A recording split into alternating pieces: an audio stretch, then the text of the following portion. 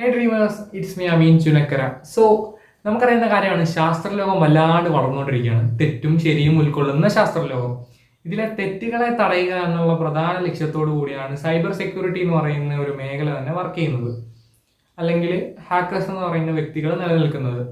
എന്താണ് ഹാക്കിംഗ്, എന്തിനാണ് ഹാക്കിംഗ്, അല്ലെങ്കിൽ എന്താണ് സൈബർ സെക്യൂരിറ്റി, അല്ലെങ്കിൽ ആ മേഖലയെക്കുറിച്ചുള്ള കുറച്ച് കാര്യങ്ങൾ പറയാൻ വേണ്ടിയാണ് ഇപ്പോൾ ഉദ്ദേശ ലക്ഷ്യം.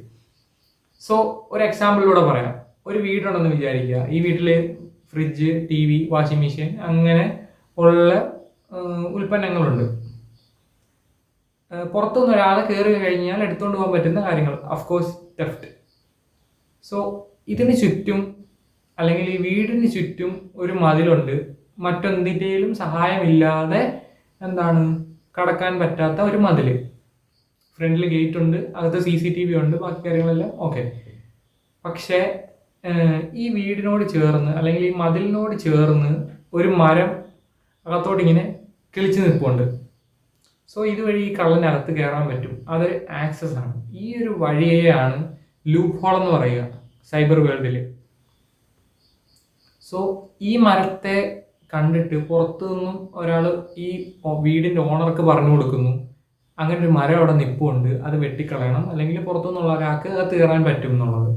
എക്സാക്ട്ലി ഈ പുറത്തുനിന്നുള്ള വ്യക്തിയാണ് ഒരു സൈബർ സെക്യൂരിറ്റി എക്സ്പേർട്ട് അല്ലെങ്കിൽ ഹാക്കർ എന്ന് പറയുന്നത്. ഈ തെഫ്റ്റ് ചെയ്യാൻ വന്ന ആളാണ് മറ്റൊരു ഹാക്കർ. അതാണ് ട്വിസ്റ്റ്. ഈ മേഖലയിൽ 2 ടൈപ്പ് ഓഫ് ഹാക്കേഴ്സ് ഉണ്ട് മേജറായിട്ട്. ഒന്നെന്ന് പറയുന്നത് വൈറ്റ് ഹാറ്റ് ഹാക്കേഴ്സും, രണ്ടെന്ന് പറയുന്നത് ബ്ലാക്ക് ഹാറ്റ് ഹാക്കേഴ്സും. വൈറ്റ് ഹാറ്റ് ഹാക്കേഴ്സ് എന്ന് പറഞ്ഞു കഴിഞ്ഞാൽ കംപ്ലീറ്റ്ലി ലീഗലാണ്. ഇതേകൂട്ടുള്ള കാര്യങ്ങളെ തടയുക, അല്ലെങ്കിൽ കമ്പനീസിന് ഇതേകൂട്ടുള്ള കാര്യങ്ങൾ അറിയിച്ചു കൊടുക്കുക എന്നുള്ള ജോലിയാണ് ഈ വൈറ്റ് ഹാറ്റ് ഹാക്കേഴ്സ് ചെയ്യുക.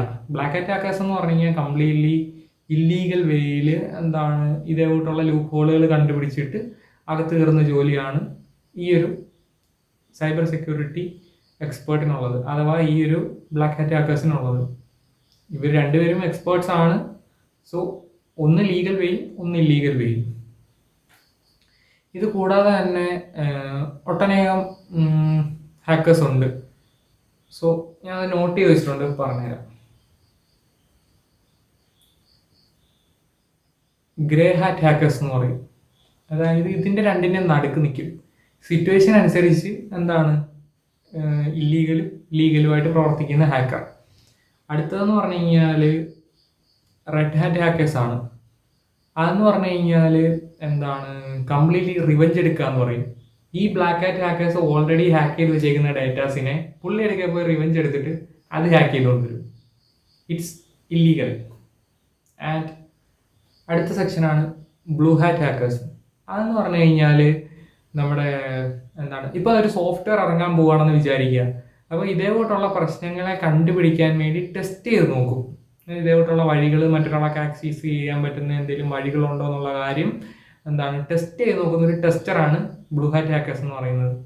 അടുത്തതെന്ന് പറഞ്ഞാൽ ഗ്രീന്. ഇതൊരു ക്രിട്ടിക്കൽ സംഭവമാണ്. അതായത് ലീഗലാണോ ഇല്ലീഗലാണോ എന്ന് പ്രെഡിക്റ്റ് ചെയ്യാൻ പറ്റാത്തൊരു സിറ്റുവേഷനാണ്. അതായത് പഠിച്ചുകൊണ്ടിരിക്കുന്ന ആളാണ് അയാൾ. ഏത് മേഖല ചൂസ് ചെയ്യുന്നത് നമുക്ക് ഒരിക്കലും പ്രെഡിക്റ്റ് ചെയ്യാൻ പറ്റത്തില്ല. അൺപ്രഡിക്റ്റബിൾ ആയിട്ടുള്ളൊരു ഹാക്കറാണ് ഇത്.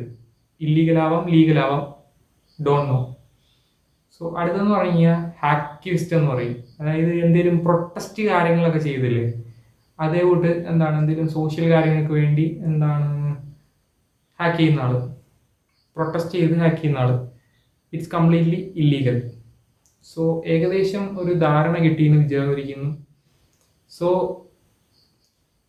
Keep learning. Better days are coming. Be patient.